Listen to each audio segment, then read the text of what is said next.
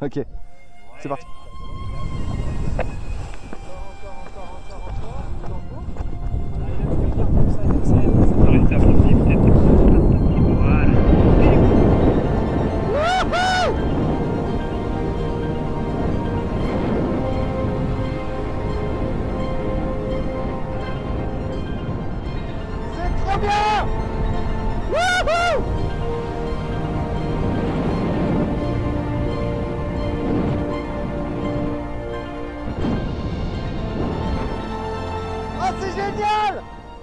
Le plein de sensations. Cet automne, j'ai découvert le parapente. C'était une chose que je voulais faire depuis plusieurs années, mais enfin, cet automne, j'ai pu m'y mettre. Et je me suis dit, quitte à faire ça, autant le filmer. Cette vidéo va suivre mes 2 semaines de vol intense à Annecy et vous expliquera comment ça se passe et surtout pourquoi c'est tellement bien.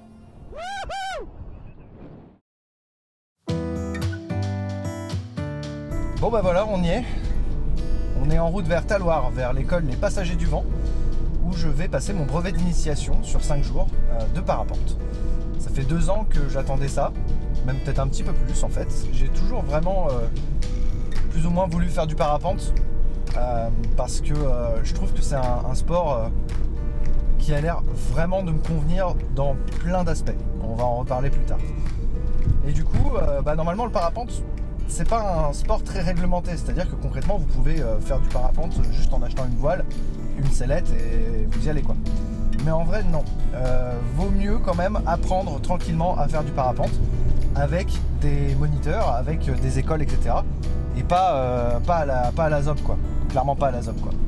Donc du coup mon objectif là c'est de me rendre à Talloires, de faire un brevet d'initiation, ça dure 5 jours et après ça me donnera assez d'autonomie pour commencer le parapente en tranquillité, en sécurité, en apprenant au fur et à mesure comment on pilote cette voile quoi, voilà.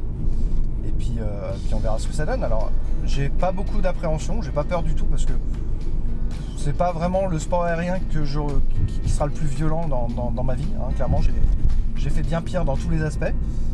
Non, par contre j'ai hâte de m'élancer, en fait j'ai hâte de voler, voilà, ça sera normalement pour jeudi, mais ou mercredi, mais j'ai vraiment hâte, voilà. Alors il faut savoir qu'il y a quelques années, j'ai passé ma PAC, ma progression accompagnée en chute, donc j'ai fait concrètement du parachutisme. J'avais mon brevet, donc juste la PAC, hein. J'ai fait 12 sauts en parachute, et donc pendant une semaine pareil, hein, c'était apprentissage du vol, à déployer la voile, à la plier, à la piloter, etc., les étapes de base et tout ça. Donc ça c'était en 2014, donc en 2014 j'ai fait ça, et ce qui est bien avec le parachutisme, c'est que vraiment quand on sort de l'avion, on a une impression d'apesanteur, puis on a la chute qui est ultra impressionnante parce qu'on descend extrêmement vite, on a le vent qui nous tape sur la gueule, c'est assez énorme. Et puis après on a l'ouverture du parachute où on prend quelques jets, et puis enfin toute cette 5-10 minutes sous voile comme ça, où on est sous le parachute et c'est le calme complet. Donc il y a un gros contraste en fait entre le moment de la chute où on descend à 200 km/h où ça fait un bruit incroyable, et puis le moment où on ouvre le parachute où c'est le silence, le calme extrême. Et quand j'ai fait du parachute, je me suis dit, en vrai la chute elle-même, ça me tente pas des masses, mais être sous voile comme ça, c'est super bien. Et j'aimerais bien que ça dure plus longtemps, parce que les parachutes, ils sont pas faits pour tenir très longtemps en l'air. Et c'est là que je me suis dit, logiquement, en fait, il faudrait que je fasse du parapente. Et les années ont passé, à l'époque, je pouvais pas trop me le permettre, financièrement. C'est aussi pour ça que j'ai arrêté le parachutisme, hein, c'était financier. Et puis, est arrivé le moment où je me suis dit, ça y est, j'ai un travail, YouTube, qui peut me permettre, à la limite, si je mets de côté, qui peut me permettre à la limite, si je mets de côté, de me payer un brevet de parapente, et donc me payer un parapente et de faire ça tout le temps. Pas tout le temps quand je travaille. Quand je travaille pas, je me fais défoncer par les vagues. Alors à la base, je voulais le passer en 2020, mais le problème c'est que un certain Covid est arrivé et nous a un peu tout stoppé dans la gueule. Donc j'ai attendu tranquillement 2021, et puis cet été j'ai sauté le pas. Et j'ai réservé donc mon brevet d'initiation aux Passagers du Vent. Bon du coup je crois que voilà, j'ai tout dit. Je vais aller manger, aller dormir. Et on se retrouve demain matin 8h30 de l'autre côté du lac, là-bas.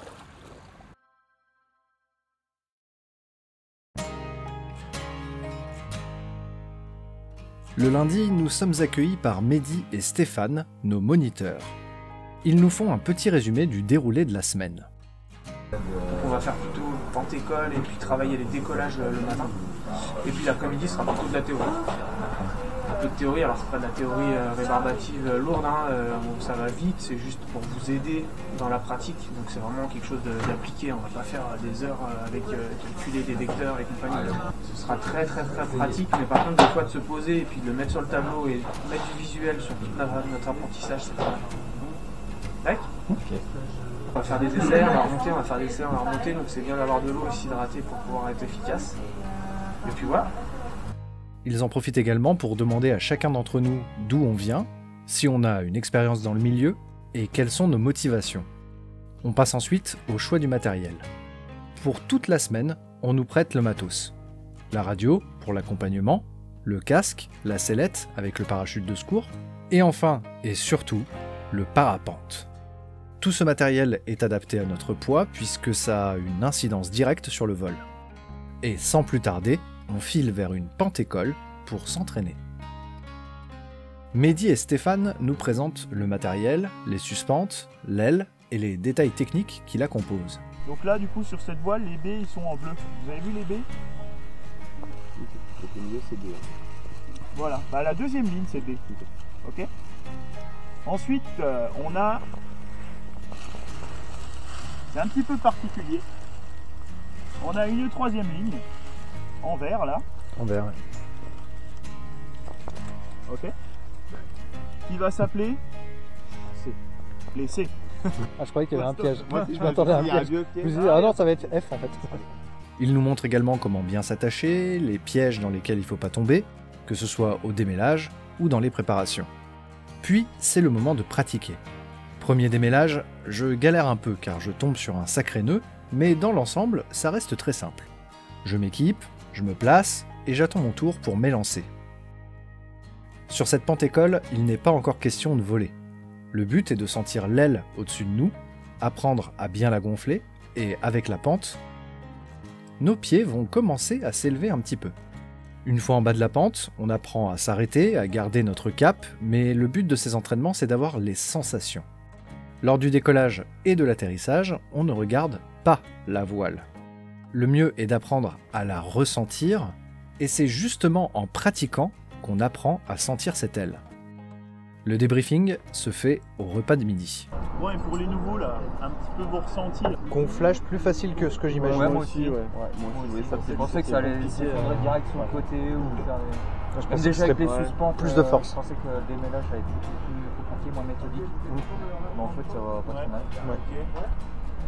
C'est un peu ce qui ressort, tout le monde est un peu d'accord avec ça ou... Ouais.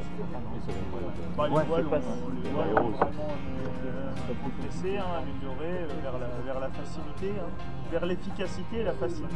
Ouais. L'évolution du matériel école. L'après-midi, la digestion tape fort, mais il faut rester concentré.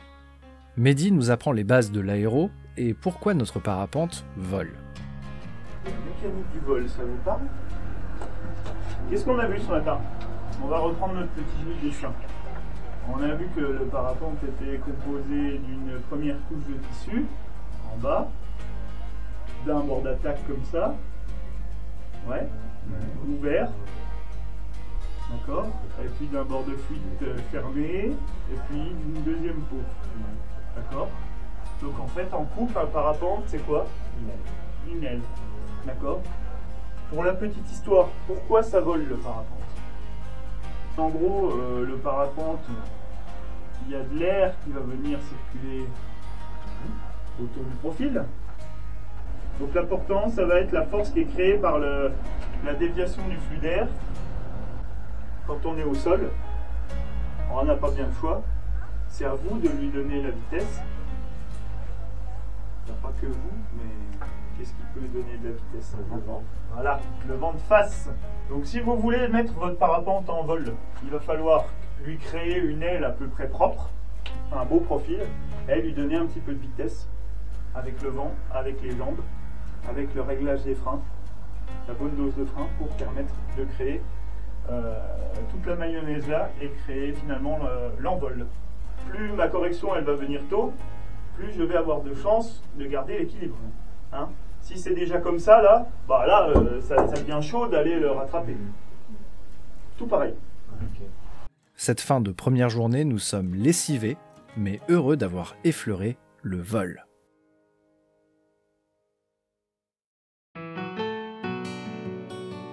C'est quand tu veux, Vincent. On y va tranquille comme ça, c'est bien. Encore, encore, encore, encore, encore. Ouais, super ça. Elle arrive au-dessus de la tête, tempo. Et là, on accélère. Le jour suivant, les entraînements en pente-école continuent. C'est l'occasion pour nous d'avoir quelques moments où nos pieds quittent le sol pour quelques secondes. Te précipite pas, te force pas à prendre de la vitesse, mais par contre, petit à petit, on va pouvoir sentir de mieux en mieux ces is. Et effectivement, pour l'instant, tu les sens un petit peu basses, quoi. Tu es obligé de déformer énormément le profil. Clairement, ouais. À la limite, ce que tu peux faire, c'est les 2 premiers pas, tu vois. Histoire de la décoller du sol, et après, tu l'accompagnes sur sa montée. Okay. Tu vois, genre, ça fait temps fort, hop, tranquille, tranquille. Okay. Tu vois ce que je veux dire? Bien pencher en avant. En fait, c'est si tu sens de la portance, charger en avant. Si tu sens pas de portance, ça sert à rien de foutre le menton dans le gazon. Hein. C'est le meilleur moyen de le bouffer. Allez, vas-y Vincent, on y va. Regarde loin devant, loin devant. Lève le menton. Encore, encore, encore. Super, tempo, petite tempo, voilà, et accélère. Voilà, là c'est parfait, c'est super bien parti. Allonge la foulée. Allonge la foulée, allonge la foulée. Allez, ventrale, si tu sens de la portance, ventrale. C'est aussi là qu'on apprend à résister aux pièges classiques. Comme le disait Mehdi la veille, il y a un réflexe jotérien auquel forcément il y en a d'entre vous qui allez être confrontés. En général, ça décolle. On vous a donné un truc dans les mains. Vous êtes un petit peu surpris, vous y attendiez pas. On en a vu déjà ce matin qu'ils l'ont fait. Non. C'est je tire sur ce qu'on m'a donné. Ça, c'est un réflexe terrien. Il y en a beaucoup qui l'ont. C'est pour ça que c'est intéressant de le travailler en pente-école. Parce que par contre, du coup, c'est pas terrible. Parce que ça fait changer votre finesse. Et justement, c'est l'occasion de faire les erreurs en question. Allez, accélère, accélère, accélère, accélère.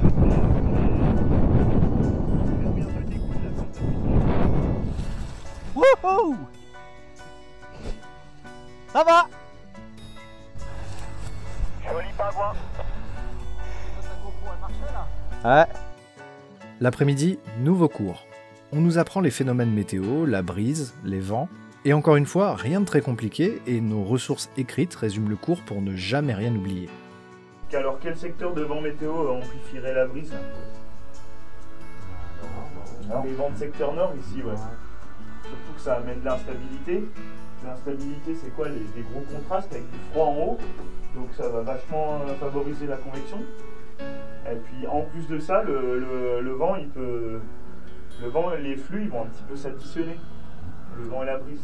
Et c'est dans les conditions là que les brises, elles peuvent être costauds. Ok. Malheureusement, cette semaine-là, la météo n'est pas géniale. Le vent ne souffle pas dans le bon sens au décollage, sans parler des moments de pluie. Mais le 3e jour, vu que les conditions sont pas top pour un premier vol solo, on découvre tout de même le vol en biplace. Pour ma part, je décolle pour la première fois avec Stéphane. À la 1, à la 2, à la 2, à la 3. Ouais, vas-y, avance, tempo, et là on accélère.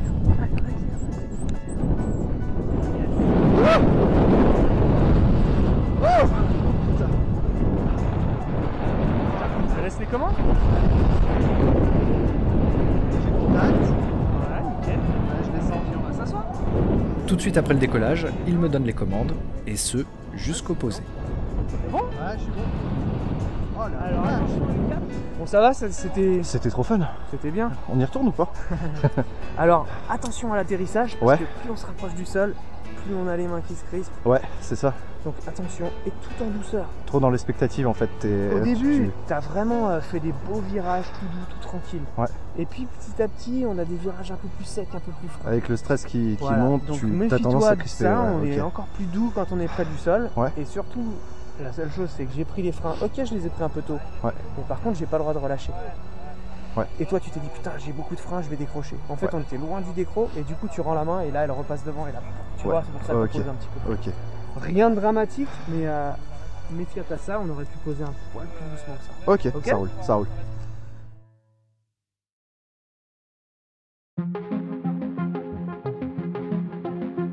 Le lendemain, après un peu de théorie le temps que la météo se mette bien, retour sur le décollage de Planfait. Cette fois, c'est le grand vol. Au décollage, Mehdi vérifie que je suis bien préparé et attaché, et à l'atterrissage, Stéphane va me guider tout le long du vol. C'est bon pour Vincent? Ouais, c'est tout bon pour moi. Allez Vincent, gonfle, c'est parti, regarde en dedans. Encore, tempo. Allez, en tempo, voilà, accélère maintenant, accélère, le plus vite possible. Reste debout. Réchis tes coudes. Voilà, détends-toi, mets un petit peu de contact. Ok, celui-là. Le premier posé est hésitant, avec une erreur classique, le fait de freiner puis relâcher comme un pilote d'avion qui joue sur les gaz. Sauf qu'en parapente, c'est la chose à ne pas faire. Et on freine à fond. Yes! Joli ça! Bravo! C'était tout bien, j'ai cru que t'allais relâcher les freins, t'as hésité. Et en fait non, il fallait bien les garder histoire de faire un beau posé, un 40 parfait. Joli! Franchement, t'as fait ça très bien. Ouais. Ça te plaise, non? Ah ouais, trop. T'as vu tout l'air que Enfoncé. t'es en train de reprendre là? Ça fait trop du bien. C'est trop bien. C'est trop bien. Chaque fois que ça remontait un peu, je me disais, ah, on va gagner quelques secondes. Ouais, c'est exactement ça. C'est trop bien. Ouh.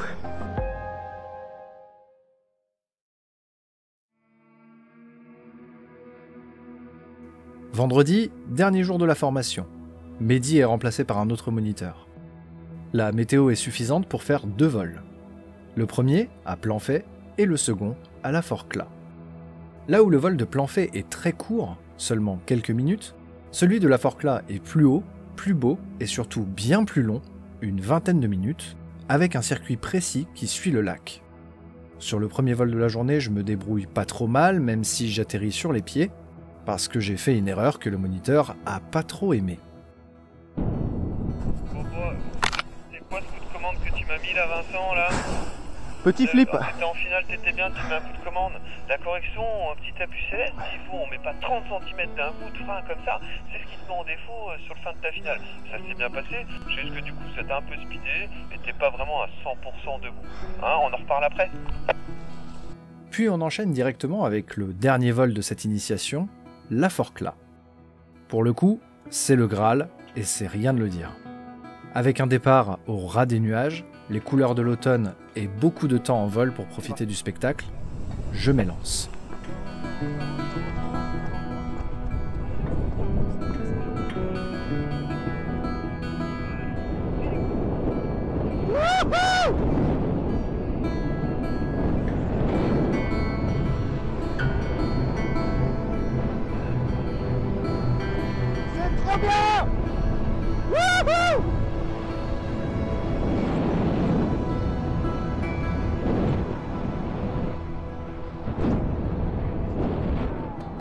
Ah, c'est génial!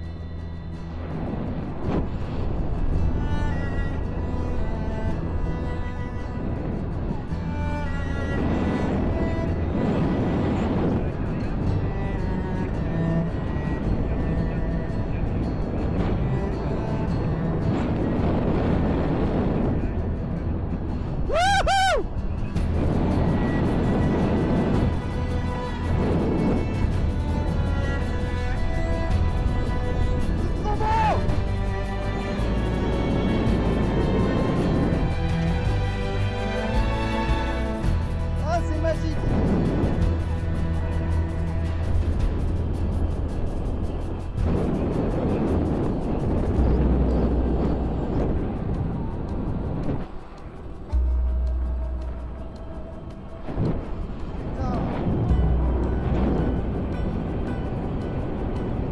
L'atterrissage est très long. Je panique un peu à l'idée de rater le terrain et je me remets à jouer des gaz. Et ça, je le paie.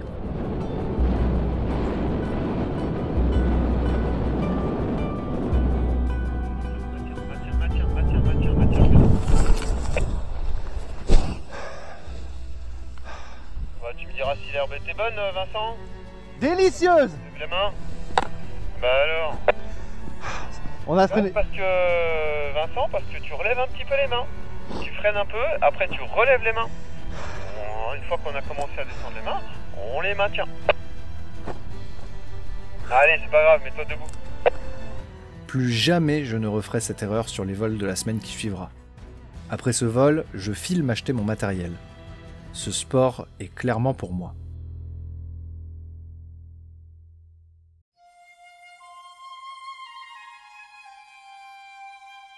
Je possède désormais une Eona 2 de Super qui n'a que 12 vols et quasi similaire à ma voile école, une Eona 3. Ma sellette, de Super également, est celle que j'ai utilisée pendant la formation et le parachute de secours aussi. Le casque, de Super également, est neuf. Accompagné d'amis, dont Nicolas Mathieu et Hugo Le Berger, j'entame une semaine de gonflage et de vol. En plus des 3 vols de l'initiation, je fais 7 vols supplémentaires, tous à la forclaz, certains seuls. Et c'est le pied absolu. Seul bémol, une petite frayeur au 10e vol, quand une suspente prise dans une autre crée ce qu'on appelle une clé. Heureusement, le parapente vole bien et je me pose sans aucun problème. Tout l'hiver, je vais réaliser du gonflage sur le terrain sportif proche du studio à Villeurbanne. Ayant trop de boulot, je ne peux pas aller voler avec les copains, mais je me maintiens à niveau, sur le plat. Sentir sa voile nous porter est toujours une sensation géniale et avec un petit vent, ça nous permet même de faire des petits bonds, comme sur la Lune.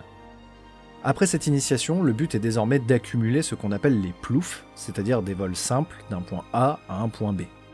Viendra ensuite d'autres formations, comme le perfectionnement, qui permettra de voler dans des conditions moins favorables. Ce que j'aime particulièrement dans ces formations, c'est que les écoles et les moniteurs sont pédagogues, mais surtout chaleureux et patients. Que vous soyez fort ou non, ils vont s'adapter à vous pour que vous puissiez profiter à fond, mais surtout apprendre à votre rythme. En tout cas, cette première formation a été pour moi le premier pas d'un vrai sport passion, et j'ai bien l'intention de progresser pas à pas tout en restant humble face aux éléments, à ma voile et à mes capacités. Et si le parapente vous tente, que ce soit pour une découverte ou une formation, je ne saurais que trop vous recommander l'école Les Passagers du Vent à Talloires, qui ont été vraiment top avec moi et m'ont autorisé à filmer cette formation. J'en profite également pour remercier les gens de chez Super, l'équipementier de parapente, qui ont pris des images en drone de notre semaine d'initiation. Enfin, un grand merci et surtout bravo aux autres élèves de cette initiation, qui pour beaucoup ont également acheté leur matos et continuent à voler dans leurs régions respectives.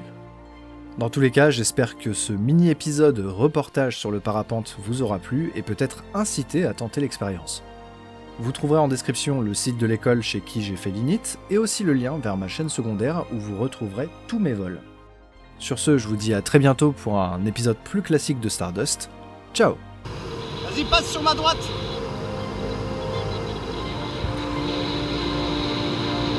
Yes. Oh, c'est trop bien.